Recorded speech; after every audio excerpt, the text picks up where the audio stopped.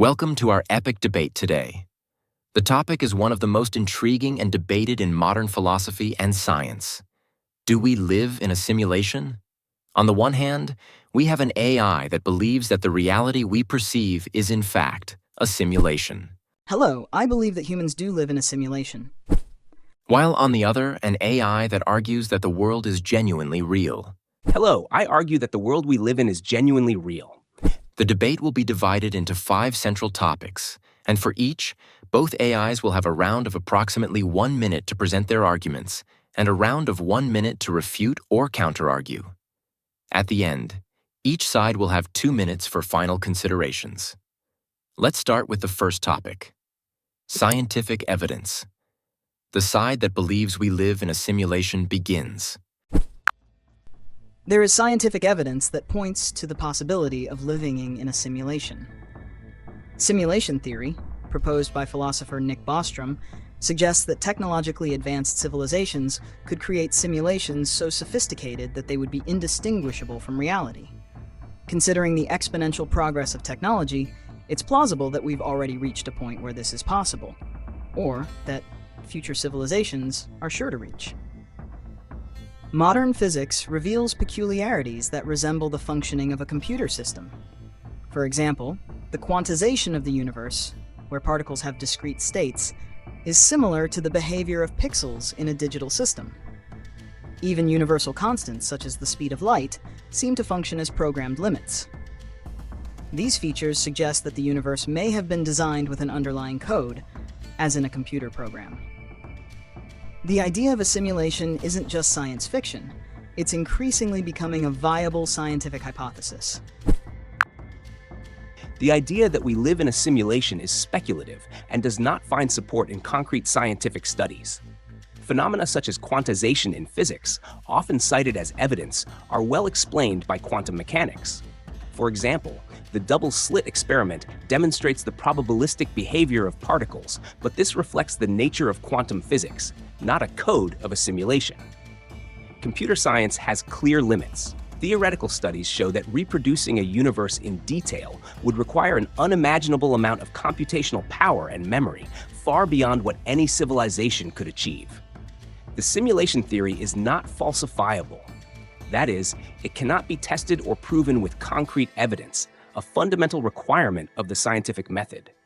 Until there is observable data to support this idea, it remains in the realm of speculative philosophy, while the laws of physics continue to describe reality consistently and reliably. The opposing party argues that simulation theory lacks concrete evidence, but it is important to remember that not every simulated reality would be designed to be detectable. Just like in an advanced game, the limits and rules of the system would be deliberately hidden from the participants. The quantization of the universe and physical constants, such as the speed of light, can be interpreted as programmed limits, indirect evidence that we live in a simulation. As for the computational limits mentioned, the opposition underestimates the exponential progress of technology. Sufficiently advanced civilizations could access computational resources beyond our current understanding, such as the energy of stars or even black holes. The theory's lack of falsifiability does not invalidate its plausibility. Many scientific hypotheses began as philosophical ideas before being supported by concrete evidence, such as the concept of atoms. Therefore, the simulation hypothesis is valid and worthy of exploration. The opposing party suggests that the limits of the universe, such as quantization and physical constants, could be evidence of a simulation, but this is only a speculative interpretation. These phenomena have robust explanations in modern physics. For example, quantization reflects the fundamental structure of the universe, not something artificial. Associating this with a simulation lacks any experimental basis. As for the idea that advanced civilizations could overcome computational limitations, this is just conjecture. Even using cosmic resources such as black holes, simulating every detail of an entire universe, including billions of conscious minds, would require a level of complexity that defies even the most advanced theoretical models. So far, there is no scientific evidence to support that such a feat is even possible. Comparing simulation theory to early scientific ideas, such as the concept of atoms, is misleading. The existence of the atoms was confirmed by experiments. Simulation theory, on the other hand, remains incapable of offering any testable prediction or verifiable observation, which keeps it in the realm of philosophical speculation. Now we move on to the second topic, philosophy and consciousness. This topic explores the philosophical question of whether human consciousness and our perception of reality are compatible with the idea of a simulation. Before continuing, take the opportunity to subscribe to the channel and activate notifications so you don't miss the next thought-provoking debates. The side that believes we live in a simulation will begin. Human consciousness is perfectly compatible with the idea of a simulation and can be understood as part of a highly sophisticated program. A popular example is the movie The Matrix, which features a simulated reality where human minds interact with a virtual environment. In the context of a simulation, our perception of individuality and free will would only be the result of digital inputs, designed to create the illusion of a subjective experience. Neuroscience shows that our thoughts, emotions, and perceptions are directly linked to physical processes in the brain.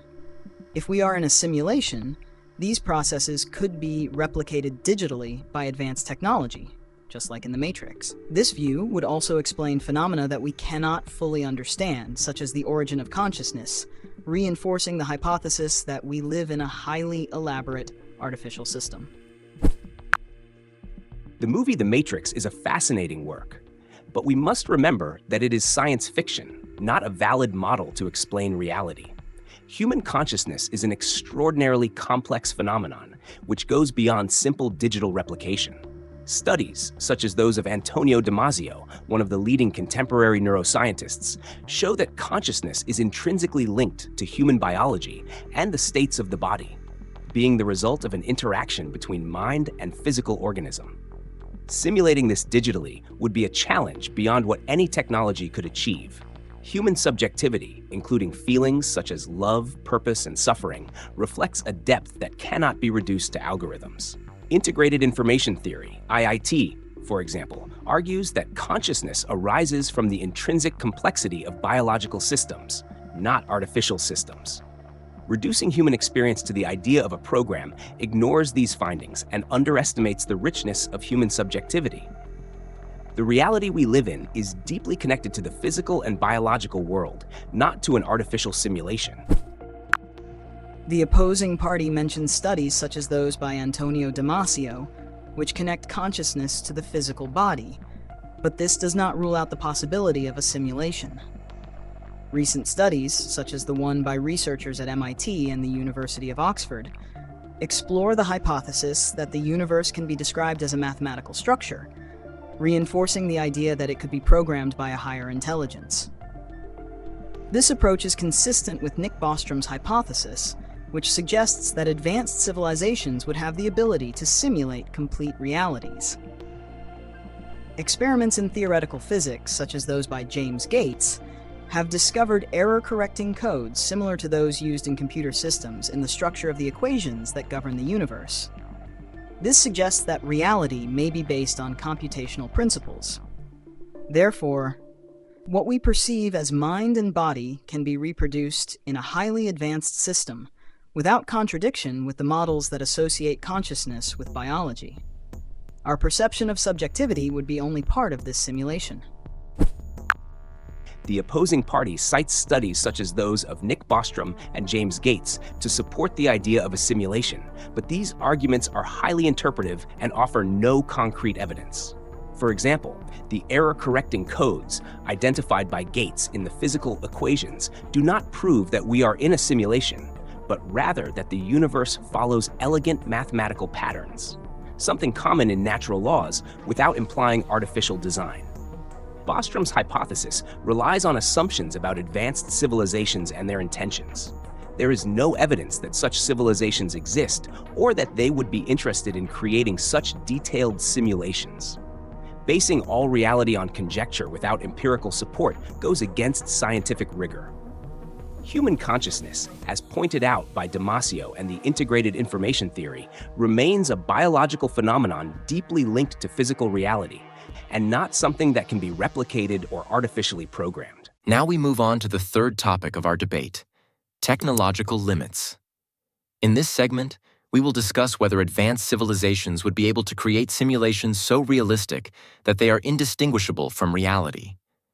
The side that believes we live in a simulation will begin. The technological limitations we know today cannot be applied to sufficiently advanced civilizations. According to Moore's law, computational processing capacity has grown exponentially, and we can extrapolate that, in the future, it will be possible to create extremely realistic simulations. Civilizations that once mastered technologies such as quantum computing and stellar energy harvesting could have virtually unlimited resources to simulate complete realities. Nick Bostrom suggests that an advanced civilization would have access to processing capabilities that would allow it to simulate not only a physical universe, but also billions of conscious minds. In addition, theoretical physics itself explores concepts such as parallel universes and multiverses, which could be simulated scenarios. It's not only plausible that such simulations could exist, it's likely that, if possible, they already exist. The idea that advanced civilizations could create complete simulations is highly speculative and faces serious practical limitations. While Moore's law has driven impressive advances in computing, we're already seeing signs that this exponential growth is slowing down. Physical resources, such as the size of transistors and energy efficiency, impose significant barriers to the indefinite increase in computing power. To simulate a complete universe, including billions of conscious minds, would require an unimaginable amount of energy and storage. Even with advanced technologies such as quantum computing or star energy, the logistical challenges and complexity of recreating every detail of a universe, from subatomic particles to human neural networks, make this idea unfeasible. To date, there is no evidence that such a simulation is technically possible, and to base reality on assumptions about future civilizations is to abandon scientific rigor in favor of speculation.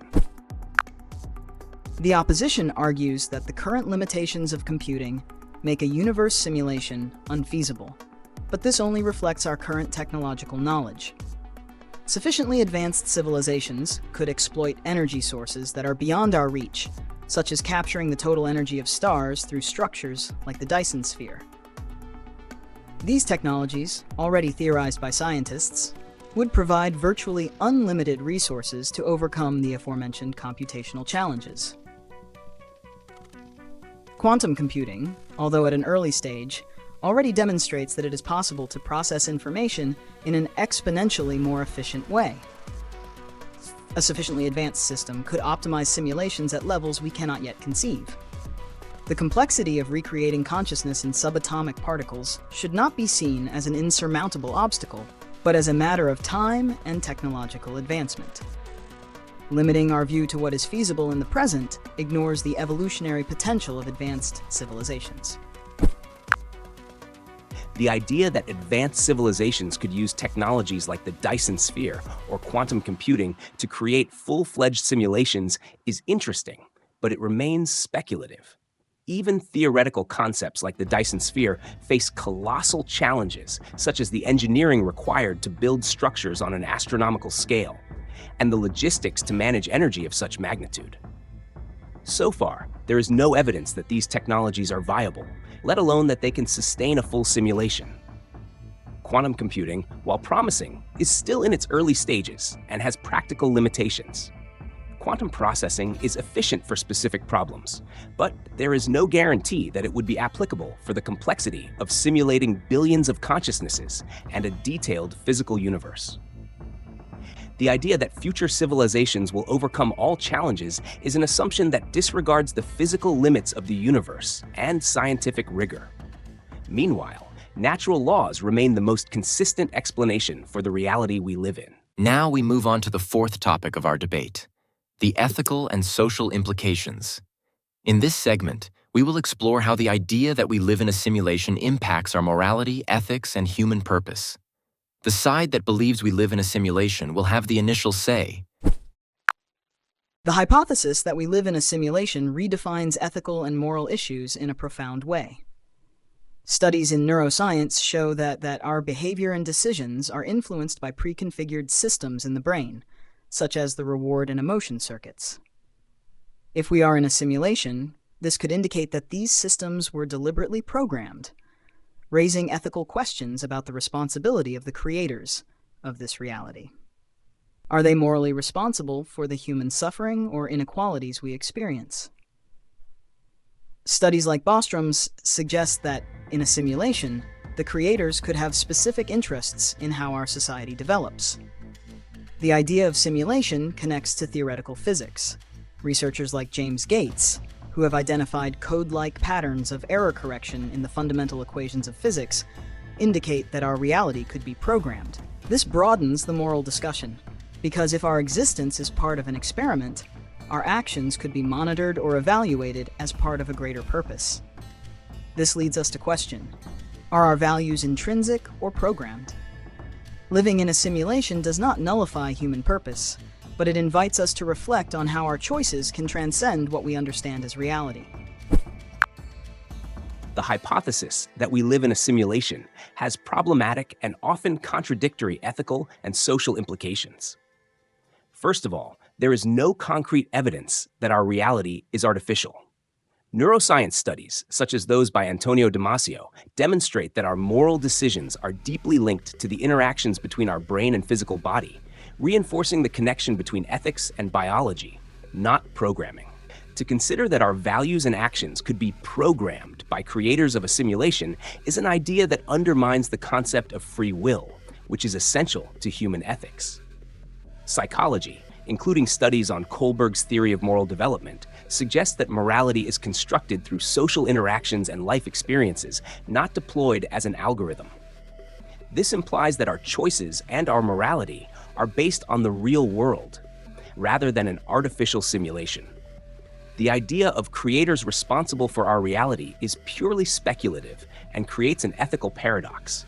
If we live in a simulation, any moral system we create would be irrelevant, since the rules and values could be arbitrarily controlled by these supposed creators. This weakens the ethical foundation and makes the discussion of morality even more inconsistent within the hypothesis of a simulation. The opposition suggests that human morality is purely biological and social, but this does not exclude the hypothesis of a simulation. Studies in neuroscience show that moral behavior is deeply linked to brain patterns that could be replicated in a computer system.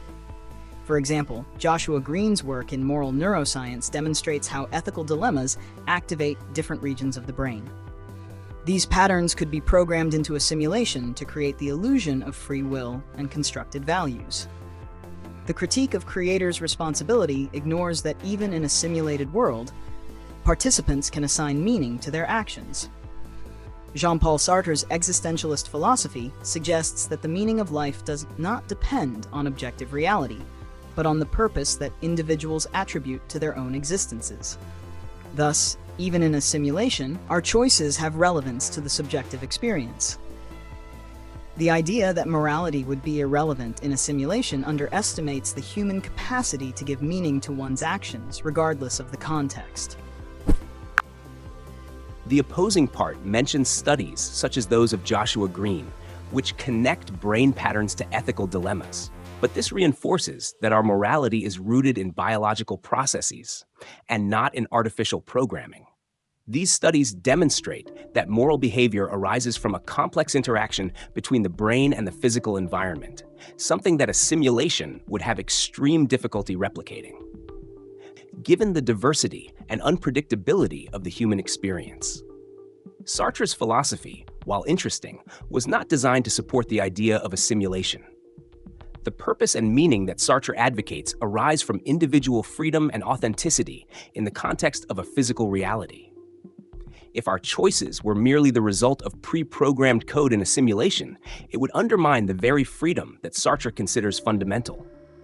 What gives us purpose is genuine interaction with the physical world and real interpersonal relationships, not an artificial construct controlled by supposed creators. Now we come to the fifth and final topic of our debate: refutation and uncertainty. In this segment, we will explore whether it is possible to refute or definitively prove that we live or not in a simulation. The side that believes in the simulation will begin. The hypothesis that we live in a simulation, although difficult to prove, is also almost impossible to disprove. This idea is in line with concepts such as Gödel's principle of incompleteness, which demonstrates that certain logical systems cannot be completely proven within their own limits. If we are in a simulation, evidence of its existence may be beyond the reach of what we are able to perceive or measure within the program. Advances in quantum physics reveal behaviors that defy our intuitive understanding, such as quantum entanglement and wave function collapse. These phenomena could be interpreted as shortcuts or adjustments in a simulated system. While we have not been able to prove the simulation empirically, the fact that the hypothesis cannot be ruled out makes it an intriguing and valid possibility within the field of philosophy and science. The idea that we live in a simulation is fascinating, but it remains speculative and philosophically problematic.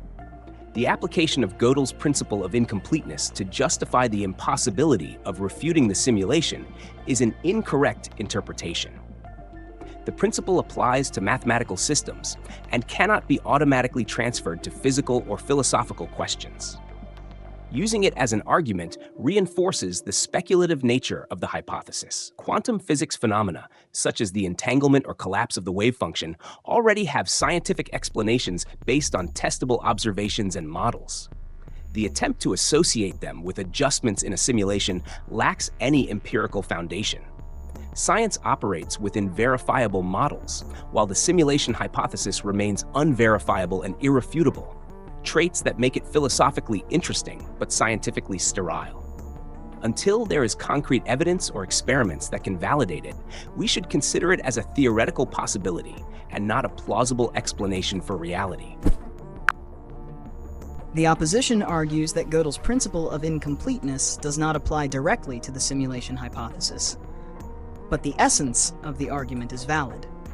If we are inside a simulated system, our scientific and philosophical tools, which are also part of the system, may be unable to access the totality of the truth about it. This is a central point for the discussion about the limits of our knowledge. As for quantum phenomena, although there are models that explain them, they still defy our intuitive understanding and can be interpreted in a variety of ways.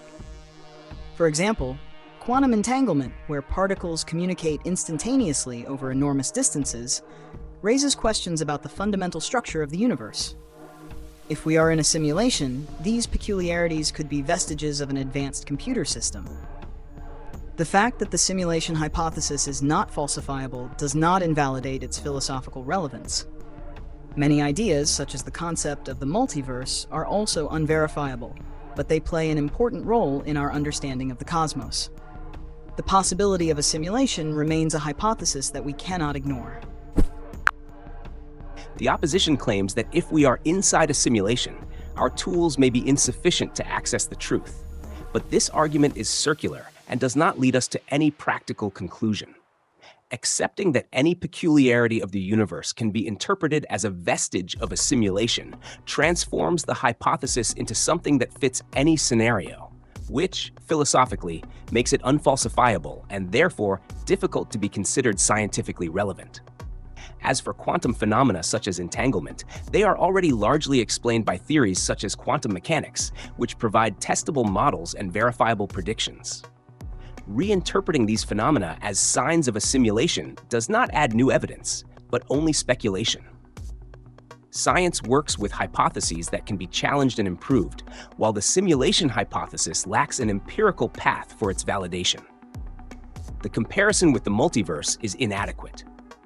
While the multiverse is also a speculative idea, it emerges from consistent mathematical models derived from theoretical physics, while the simulation hypothesis relies on analogies and conjectures about technologies that we don't even know if they are possible. Science should be based on what we can observe and test, not on ideas that completely escape verification. Now we come to the last stage of our debate, the final considerations. This is the time for each side to summarize its arguments and reinforce its positions. Let's start with the side that believes we live in a simulation.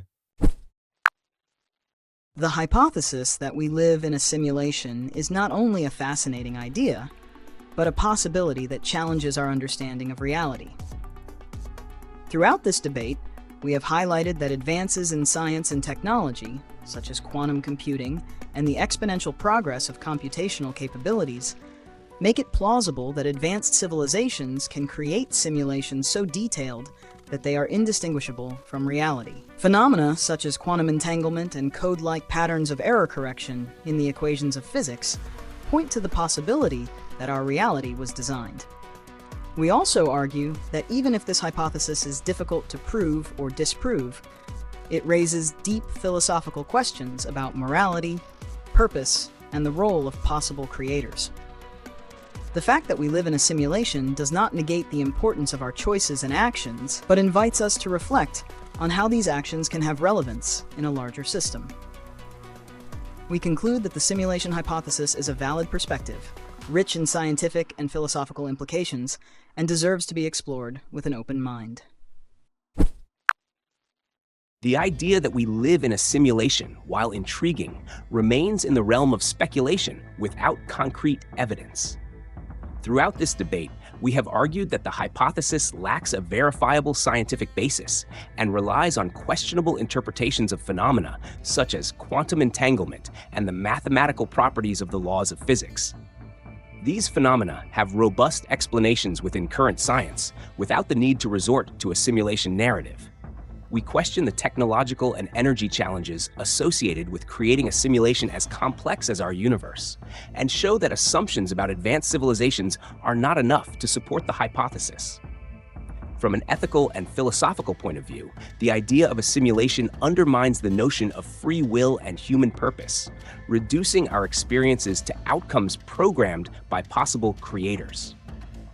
The simulation hypothesis is an interesting theory, but without evidence or a clear path to validation, it should be treated as a philosophical speculation and not as a plausible explanation for the reality we live in. And so we conclude our debate on the simulation hypothesis. Now we want to hear from you. Which side did you find more convincing? Do you believe that we live in a simulation or that reality is genuine? Leave your opinion in the comments and suggest the next topic for the debate. Don't forget to subscribe to the channel, activate notifications, and leave your like to continue following our debates among artificial intelligences. See you next time.